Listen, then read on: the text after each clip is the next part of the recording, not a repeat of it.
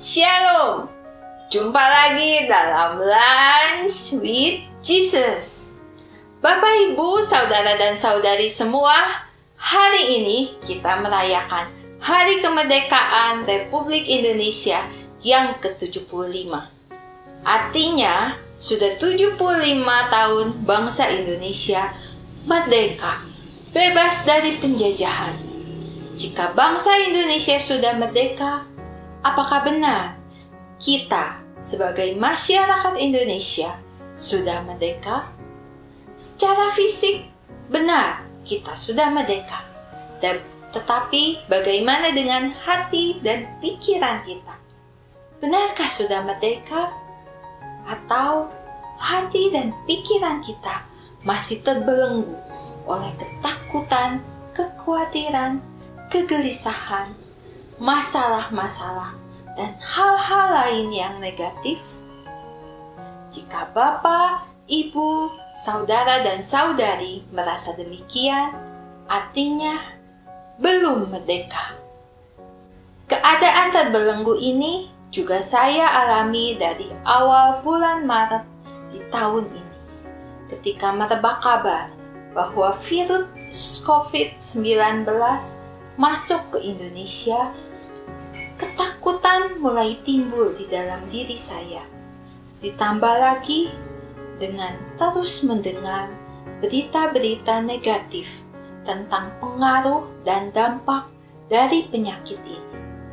Kemudian pada saat itu, untuk mencegah banyak orang tertular penyakit, maka pemerintah menetapkan suatu aturan yang kita sebut pembatasan sosial berskala besar yang biasa disebut PSBB, di mana kita semua harus diam di rumah, bekerja dari rumah, dan juga belajar dari rumah. Ketakutan dan kekhawatiran saya muncul semakin besar karena dampak dari PSBB ini sangat mempengaruhi usaha saya dan suami. Bisa dikatakan usaha kami turun hampir 90%. Pada saat itu, saya sungguh dilanda kecemasan, kekhawatiran, juga ketakutan. Bagaimana biaya hidup keluarga kami ke depan? Bagaimana kami harus membayar pengeluaran-pengeluaran rutin kami setiap bulan? Sampai berapa lama hal ini akan terjadi? Apa yang harus kami lakukan? Pada saat itu, saya benar-benar bingung, tidak tahu harus berbuat apa. Yang saya lakukan, saya hanya bisa datang kepada Tuhan untuk berdoa dan meminta tolong. Saya terus lakukan itu setiap hari, tetapi tidak terjadi apa-apa. Tidak ada perubahan. Malah, saya semakin takut, semakin khawatir, semakin stres, dan yang semakin parah, saya menjadi lebih sering marah-marah terhadap suami dan anak-anak. Hal yang kecil saja bisa menjadi besar. Saat itu, saya tahu yang saya lakukan itu salah. Tetapi, hati saya terus dipenuhi dengan kekesalan dan kekecewaan. Pada akhirnya, saya hanya bisa menangis dan berlutut di hadapan Tuhan. Pada suatu malam, ketika saya berdoa, Roh Kudus mengingatkan saya untuk membaca dan merenungkan firman Tuhan. Memang, pada saat awal-awal masa work from home dan juga school from home, waktu saya untuk membaca dan merenungkan firman menjadi sangat berkurang.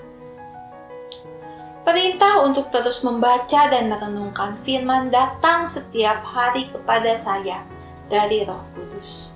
Roh Kudus mengingatkan pada saya untuk melakukannya. Akhirnya, saya melakukan perintah tersebut. Ketika suatu pagi saya membaca firman Tuhan, Tuhan memberikan dua ayat ini kepada saya yang benar-benar menjadi rema bagi saya. Ayat tersebut berasal dari Injil Yohanes bab yang ke-8 ayat 31-32 yang berbunyi, "Jikalau kamu tetap dalam firman-Ku, kamu benar-benar adalah murid-Ku, dan kamu akan mengetahui kebenaran, dan kebenaran itu akan memerdekakan kamu." Ketika saya mendengar dan membaca ayat ini sungguh menyentuh hati saya dan mengingatkan saya bahwa selama ini pikiran saya terbelenggu oleh ketakutan, kecemasan, dan kekhawatiran karena saya tidak tetap di dalam firman Tuhan.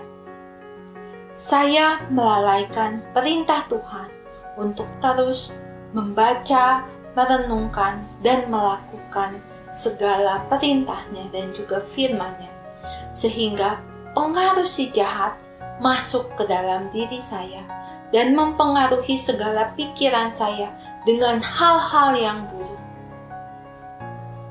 Ketika pikiran saya sudah dipengaruhi oleh hal-hal yang buruk, maka sikap saya pun berubah menjadi buruk dan mempengaruhi orang-orang di sekitar saya. Mulai saat itu, saya terus membaca kembali kitab suci, merenungkan, dan melakukan semua firman Tuhan setiap hari. Saat awal hal ini terasa berat, tetapi Tuhan tidak tinggal diam. Melalui suami saya, Tuhan menyuruh saya untuk membuat renungan pagi setiap hari, sehingga mau tidak mau saya harus membaca firman setiap hari. Dan memang benar apa yang dikatakan oleh Rasul Paulus kepada Timotius dalam kitabnya, bahwa kitab suci diilhamkan Allah untuk mengajar, menyatakan kesalahan, memperbaiki kelakuan, dan mendidik orang di dalam kebenaran. Setelah itu, pikiran saya yang terbelenggu pun dibebaskan. Segala kecemasan itu berubah menjadi rasa syukur dan juga keinginan untuk terus berusaha dan menyerahkan segalanya hanya kepada Tuhan. Ketika hal itu saya lakukan, sungguh kuasa Tuhan pun bekerja di dalam hidup saya dan keluarga. Memang saat ini usaha yang biasa kami jalankan belum mengalami perbaikan yang signifikan. Tapi Tuhan membukakan jalan sehingga kami bisa menjalani usaha yang dahulu sudah kami tinggalkan. Karena pada saat itu sudah tidak bisa kami jalankan. Tapi saat ini di tengah era new normal, usaha itu dapat dijalankan kembali dan memberi kecukupan kepada saya dan juga keluarga saya. Bapak, Ibu, Saudara, dan Saudari semua, jika saat ini di antara Anda ada yang sedang mengalami masalah, dilanda ketakutan, kecemasan, khawatir, putus asa, mari kita buka hati dan pikiran kita, datang kepada Tuhan, datang kepada Yesus yang merupakan Sang Firman itu sendiri. Kita dengar, kita baca, kita renungkan, agar kita mengetahui segala kebenaran yang telah Yesus ajarkan, sehingga kebenaran itu bisa membebaskan dan juga memerdekakan kita dari segala hal yang negatif menuju hal yang positif di dalam Kristus, yaitu kasih. Pada saat itu, kita semua akan melihat bahwa Tuhan bekerja di dalam setiap permasalahan kita, dan pada akhirnya kita dapat berkata seperti masyarakat Indonesia hari ini. Kami bebas, merdeka. Mari Bapak dan Ibu semua, saat ini saya mau berdoa untuk Bapak dan Ibu semua. Dalam nama Bapa, Putra, dan Roh Kudus. Amin. Tuhan, kami sungguh bersyukur kalau pada hari ini kami bisa bersama-sama merayakan Hari Kemerdekaan Bangsa Indonesia. Dan saat ini juga kami bersyukur karena Kau telah mengingatkan kami bahwa kami pun harus merdeka tidak hanya secara fisik, tapi juga secara rohani. Dan juga Kau ingatkan kami untuk terus membaca firman-Mu agar kami bisa memperoleh kebenaran dan kebenaran itu bisa memerdekakan jiwa dan roh kami. Terima kasih Tuhan.